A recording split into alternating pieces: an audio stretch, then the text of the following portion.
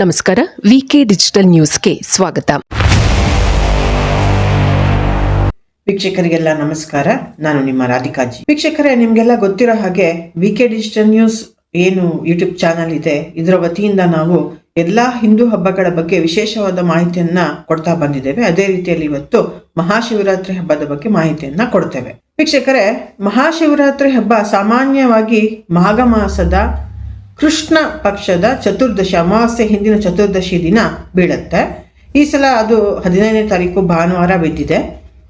ಈ ಮಹಾಶಿವರಾತ್ರಿ ಹಬ್ಬವನ್ನು ಹೇಗೆ ಆಚರಿಸ್ತಾರೆ ಅಂತ ಅನ್ನೋದು ಇಲ್ಲಿ ಒಂದು ವಿಶೇಷವಾದಂತಹ ಸಂಗತಿ. ಯಾಕಂದ್ರೆ ಎಲ್ಲ ಹಬ್ಬಗಳಲ್ಲೂ ನಾವು ಹಬ್ಬದಡುಗೆ ಮಾಡ್ಕೊಂಡು ಊಟ ಮಾಡ್ತೀವಿ, ಸಾಕಷ್ಟು ರೀತಿಯಲ್ಲಿ ಪೂಜೆ ಪುನಸ್ಕಾರಗಳನ್ನು ಮಾಡ್ತೇವೆ. ಆದರೆ ಇಲ್ಲಿ ಈ ಮಹಾಶಿವರಾತ್ರಿ ಹಬ್ಬದಲ್ಲಿ ಉಪವಾಸ ಇರ್ತೇವೆ ಮತ್ತು ಜಾಗರಣೆಯನ್ನು ಮಾಡ್ತೇವೆ. ರಾತ್ರಿ ಇಡೀ ನಿದ್ದೆ ಮಾಡಲ್ಲ. ಬನ್ನಿ ಇದ್ರ ಬಗ್ಗೆ ತಿಳ್ಕೊಳ್ಳೋಣ. ಹಿಂದೆಲ್ಲ ಏನು ಮಾಡೋರು ಅಂದರೆ, ನಮ್ಮ ಮನೆಗಳಲ್ಲಿ ಅಂದರೆ ನಾವು ಶಿವಮೊಗ್ಗ ಕಡೆಯವರು, ತರೀಕೆರೆ, ಚಿಕ್ಕಮಗಳೂರು ಡಿಸ್ಟ್ರಿಕ್ಟು, ಅಲ್ಲಿ ಯಾವ ರೀತಿ ಶಿವರಾತ್ರಿ ಹಬ್ಬವನ್ನು ಆಚರಿಸ್ತಾ ಇದ್ರು ಅಂತ ತಿಳ್ಕೊಳ್ಳೋಣ. ಅವತ್ತಿನ ದಿನ ಏನು ಮಾಡೋರು, ಬೆಳಿಗ್ಗೆ ಎಲ್ಲರೂ ಎದ್ದು ಮನೆ ಮಂದಿ ಎಲ್ಲ ಸಾಮಾನ್ಯಕ್ಕೆ ಅಭ್ಯಂಗ ಸ್ನಾನ, ಯಾವುದೋ ಒಂದು ರೀತಿಯಲ್ಲಿ ಹಾಲು ಹಾಕ್ಕೊಂಡು ತರಕ್ಕೆ ಸ್ನಾನ ಮಾಡಿ ಮಡಿ ವಸ್ತ್ರವನ್ನು ಧರಿಸಿ ನಿತ್ಯ ಪೂಜೆಯನ್ನು ಮಾಡೋರು ದೇವರಿಗೆ.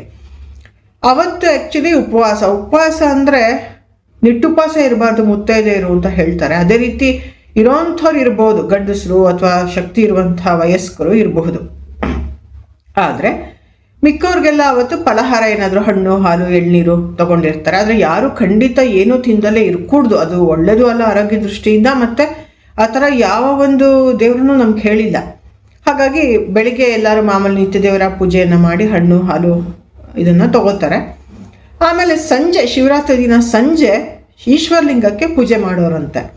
ಯಾರು ಊರ ಪುರೋಹಿತರು ಇರ್ತಾರೆ ಅವರನ್ನು ಕರೆಸ್ಬಿಟ್ಟು ಷೋಡಶೋಪಚಾರ ಪೂಜೆ, 11 ಬಾರಿ ರುದ್ರಾಭಿಷೇಕವನ್ನು ಮಾಡಿಸೋರಂತೆ. ಏಕಾದಶ ರುದ್ರಾಭಿಷೇಕವನ್ನು ಮಾಡಿಸೋರಂತೆ. ನಮ್ಮ ತಾಯಿ ಅವರು ಬೆಳೆದಿದ್ದು ಅವರ ಅಜ್ಜನ ಮನೆಯಲ್ಲಿ, ಅಲ್ಲಿ ಪಚ್ಚಲಿಂಗ ಇತ್ತಂತೆ. ಅದಕ್ಕೆ ಊರ ಪುರೋಹಿತರನ್ನ ಕರೆಸಿ ರುದ್ರಾಭಿಷೇಕ ಮಾಡಿ ಷೋಡಶೋಪಚಾರ ಪೂಜೆಯನ್ನು ಮಾಡಿಸ್ತಿದ್ರಂತೆ.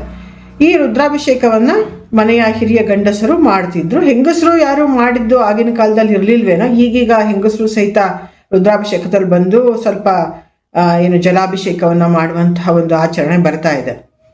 ಹಾಗೆ ಅಭಿಷೇಕ ಎಲ್ಲ ಆದಮೇಲೆ ದೇವಸ್ಥಾನಗಳಲ್ಲಿ 4 ಯಾಮದ ಪೂಜೆಗಳಿರುತ್ತೆ. ಸಂಜೆಯಿಂದ 4 ಬೆಳಗಿನ ಜಾವ, ಮರುದಿನ ಬೆಳಗಿನ ಜಾವದವರೆಗೂ 4 ಯಾಮದ ಪೂಜೆಗಳು. ಒಂದೊಂದು ಯಾಮಕ್ಕೂ ಒಂದೊಂದು ರೀತಿಯ ಪೂಜೆಯನ್ನು ಮಾಡಿ ನೈವೇದ್ಯವನ್ನು ಮಾಡ್ತಿರ್ತಾರೆ, ಮಂಗಳಾರತಿಯನ್ನು ಮಾಡ್ತಾರೆ. ಆ ರೀತಿ ಊರಲ್ಲಿ ಎಲ್ಲಿ ಅವ್ರಿಗೆ ಈ ಶಿವಾಲಯ ಇದೆಯೋ, ಎಲ್ಲಿ ಈ ಥರ 4 ಯಾಮದ ಪೂಜೆಗಳನ್ನು ಅರೇಂಜ್ ಮಾಡಿರ್ತಾರೋ ಅಲ್ಲಿಗೆ ಮನೆ ಮಂದಿ ಎಲ್ಲ ಹೋಗೋರು. ಅವತ್ತು ರಾತ್ರಿ ಇಡೀ ಜಾಗರಣೆ ಮಾಡೋರು.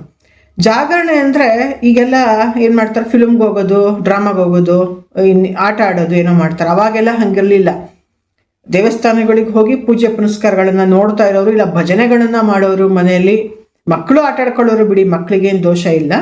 ಈ ರೀತಿ ಒಂದು ರೀತಿಯಲ್ಲಿ ಒಳ್ಳೆ ರೀತಿಯಲ್ಲಿ ಇಡೀ ರಾತ್ರಿ ಸಾಧ್ಯವಾದಷ್ಟು ಎಲ್ಲಿವರೆಗೂ ಆಗುತ್ತೋ ಅಲ್ಲಿವರೆಗೂ ಎದ್ದಿರೋಣ ಅಂತ ಟ್ರೈ ಮಾಡೋರು. ಆದರೆ ಇದಕ್ಕೆಲ್ಲ ಉಪವಾಸ ಜಾಗರಣೆಗೆಲ್ಲ ವೃದ್ಧರು, ಚಿಕ್ಕ ಮಕ್ಕಳು, ಗರ್ಭಿಣಿಯರು, ಬಾಣಂತಿಯರು ಎಕ್ಸೆಪ್ಷನ್. ಅವ್ರುಗಳಿಗೆ ನೀವು ಇದನ್ನೆಲ್ಲ ಫಾಲೋ ಮಾಡಲೇಬೇಕು, ಕಟ್ಟುನಿಟ್ಟಾಗಿ ಫಾಲೋ ಮಾಡಬೇಕು ಅಂತ ಯಾವುದೇ ರೀತಿಯ ರೂಲ್ಸು ಇಲ್ಲ. ಅದೇ ರೀತಿ ಏನು ಮಾಡೋರು, ಸಂಜೆ 8-8:30 ಒಳಗಡೆ ಫಲಹಾರವನ್ನು ತೆಗೆದುಕೊಳ್ಳೋರು. ಏನು ಫಲಹಾರ ತಗೊಳ್ಳೋರು, ಅವ್ರ ಮನೆಗಳಲ್ಲೆಲ್ಲ ಮುಂಚೆ ಉಪ್ಪಿಟ್ಟು, ಸಜ್ಜಿಗೆ, ಹೆಸರುಬೇಳೆ ಪಾಯಸ, ಹೆಸರುಬೇಳೆ ಕೋಸುಂಬ್ರಿ, ಆಮೇಲೆ ಗೊಜ್ಜೋಲಕ್ಕಿ, ಕೋಡುಬಳೆ ಚಕ್ಲಿ ಮಾಡಿರ್ತಿದ್ರಂತೆ. ಹಣ್ಣುಗಳನ್ನು, ಹಾಲನ್ನು, ಎಳ್ನೀರನ್ನು, ಫ್ರೂಟ್ ಜ್ಯೂಸ್ಗಳನ್ನು ತಗೊಳ್ಳೋವಂಥವ್ರು ತಗೋಬಹುದು. ಈ ರೀತಿ ಫಲಾಹಾರವನ್ನು ತಿಂದು ಎಲ್ಲರೂ 8-8:30 ಒಳಗಡೆ ಮುಗಿಸಿ ದೇವಸ್ಥಾನಕ್ಕೆ ಹೋಗೋರು ಸಂಜೆನೇ ಹೋಗಿರ್ತಾರೆ. ಇಲ್ಲ ಬಂದು ಫಲಹಾರ ಮುಗಿಸ್ಕೊಂಡು ಆಮೇಲಿಂದಕ್ಕೆ ಹೋಗೋವಂಥವ್ರು ಹೋಗ್ತಿರ್ತಾರೆ. ಮಕ್ಕಳೆಲ್ಲ ಮನೇಲಿ ಆಟ ಆಡ್ಕೊಂಡು ಜಾಗರಣೆ ಮಾಡುವಂಥವ್ರು ಜಾಗರಣೆಯನ್ನು ಮಾಡ್ತಾರೆ. ರಾತ್ರಿ ಇಡೀ ಏನಾದರೂ ಸಾಂಸ್ಕೃತಿಕ ಕಾರ್ಯಕ್ರಮಗಳನ್ನು ಕೆಲವು ದೇವಸ್ಥಾನಗಳಲ್ಲಿ ಮಹಿಳಾ ಮಂಡಳಿಗಳವರು, ದೇವಸ್ಥಾನಗಳವರು ಅರೇಂಜ್ ಮಾಡಿರ್ತಾರೆ. ಪೂಜೆ ಪಾಡಿಗೆ ನಡೀತಿದ್ರೆ ಮಿಕ್ಕವ್ರಿಗೆ ಸ್ವಲ್ಪ ಇಂಟ್ರೆಸ್ಟಿಂಗ್ ಆಗಿರಲಿ ಅಂತ ಶಿವನಿಗೆ ಸಂಬಂಧಪಟ್ಟಂತಹ ಡ್ರಾಮಾಗಳನ್ನು, ಭಜನೆಗಳನ್ನು, ಹಾಡುಗಳನ್ನು, ಡ್ಯಾನ್ಸ್ಗಳನ್ನು ಮಾಡಿಸ್ತಾ ಇರ್ತಾರೆ. ಈ ರೀತಿ ಶಿವರಾತ್ರಿ ಹಬ್ಬದ ಆಚರಣೆ ನಡೆಯೋದು. ಶಿವನ ಪೂಜೆಗೂ ಅಷ್ಟೇ ಬಿಲ್ವಪತ್ರೆ, ತಿಲಾಕ್ಷತೆ ಹಾಗೂ ಇದು ತುಂಬೆ ಹೂವು, ಕಣಗುಲು ಹೂವು, ಈ ಥರದ ಗೊರಟೆ ಹೂವು, ಈ ಥರದಲ್ಲೇ ಪೂಜೆಯನ್ನು ಮಾಡೋರಂತೆ. ಪತ್ರಗಳು, ಪುಷ್ಪಗಳಲ್ಲಿ ಪೂಜೆಯನ್ನು ಮಾಡ್ತಿದ್ರಂತೆ. ಆ್ಯಕ್ಚುಲಿ ನಮ್ಮ ತಾಯಿಯವರ ಊರು ತರೀಕೆರೆ.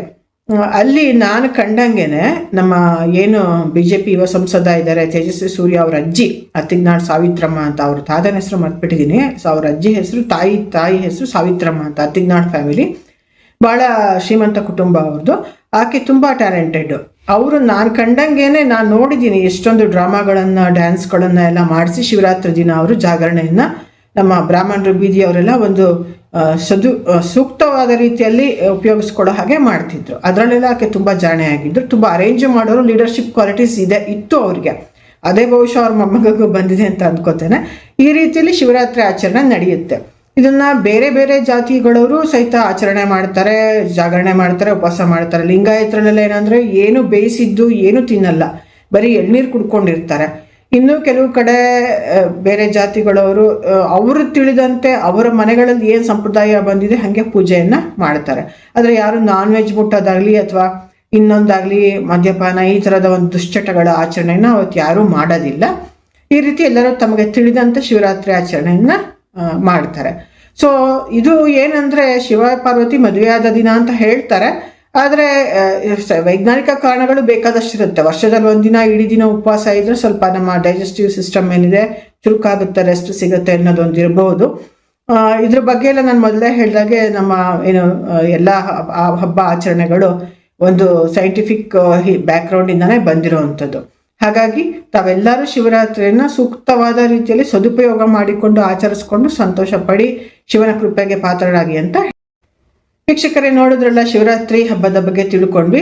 ಇದೇ ರೀತಿ ಸಾಕಷ್ಟು ವಿಶೇಷ ಮಾಹಿತಿಗಳೊಂದಿಗೆ ಬರ್ತೇವೆ. ಅಲ್ಲಿವರೆಗೂ ನಿರಂತರವಾಗಿ ನೋಡುತ್ತೀರಿ VK ಡಿಜಿಟಲ್ ನ್ಯೂಸ್. ಇದು ನಮ್ಮ ಚಾನಲ್, ನಿಮ್ಮ ಚಾನಲ್, ನಮ್ಮೆಲ್ಲರ ಚಾನಲ್. ಇದು ಜನಪರ ಚಾನಲ್. ಧನ್ಯವಾದಗಳು ವೀಕ್ಷಕರೇ.